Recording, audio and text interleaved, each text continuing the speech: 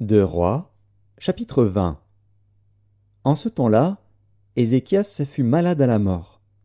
Le prophète Ésaïe, fils d'Amoz, vint auprès de lui et lui dit : Ainsi parle l'Éternel.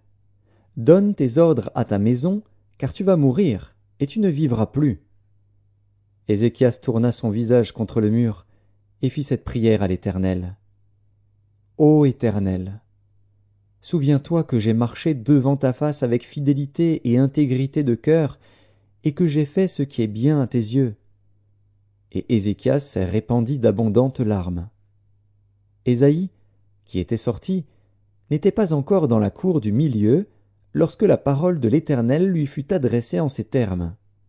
Retourne et dis à Ézéchias, chef de mon peuple, ainsi parle l'Éternel, le Dieu de David, ton père. J'ai entendu ta prière, j'ai vu tes larmes. Voici, je te guérirai. Le troisième jour, tu monteras à la maison de l'Éternel. J'ajouterai à tes jours 15 années. Je te délivrerai, toi et cette ville, de la main du roi d'Assyrie. Je protégerai cette ville, à cause de moi et à cause de David, mon serviteur. Ésaïe dit : Prenez une masse de figues. On la prit et on l'appliqua sur l'ulcère. Et Ézéchias guérit.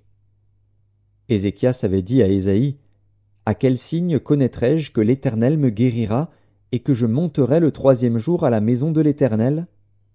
Et Ésaïe dit : Voici, de la part de l'Éternel, le signe auquel tu connaîtras que l'Éternel accomplira la parole qu'il a prononcée. L'ombre avancera-t-elle de 10 degrés, ou reculera-t-elle de 10 degrés ? Ézéchias répondit : C'est peu de chose que l'ombre avance de 10 degrés, mais plutôt qu'elle recule de 10 degrés. Alors Ésaïe, le prophète, invoqua l'Éternel, qui fit reculer l'ombre de 10 degrés sur les degrés d'Akaz, où elle était descendue. En ce même temps, Bérodak Baladan, fils de Baladan, roi de Babylone, envoya une lettre et un présent à Ézéchias, car il avait appris la maladie d'Ézéchias. Ézéchias donna audience aux envoyés, et il leur montra le lieu où étaient ces choses de prix, l'argent et l'or, les aromates et l'huile précieuse, son arsenal, et tout ce qui se trouvait dans ses trésors. Il n'y eut rien qu'Ézéchias ne leur fit voir dans sa maison et dans tous ses domaines. Ésaïe, le prophète, vint ensuite auprès du roi Ézéchias et lui dit : Qu'ont dit ces gens-là, et d'où sont-ils venus vers toi ? Ézéchias répondit : Ils sont venus d'un pays éloigné, de Babylone. Ésaïe dit encore : Qu'ont-ils vu dans ta maison ? Ézéchias répondit : Ils ont vu tout ce qui est dans ma maison. Il n'y a rien dans mes trésors que je ne leur ai fait voir. Alors Ésaïe dit à Ézéchias : Écoute la parole de l'Éternel. Voici, les temps viendront où l'on emportera à Babylone tout ce qui est dans ta maison et ce que tes pères ont amassé jusqu'à ce jour. Il n'en restera rien, dit l'Éternel.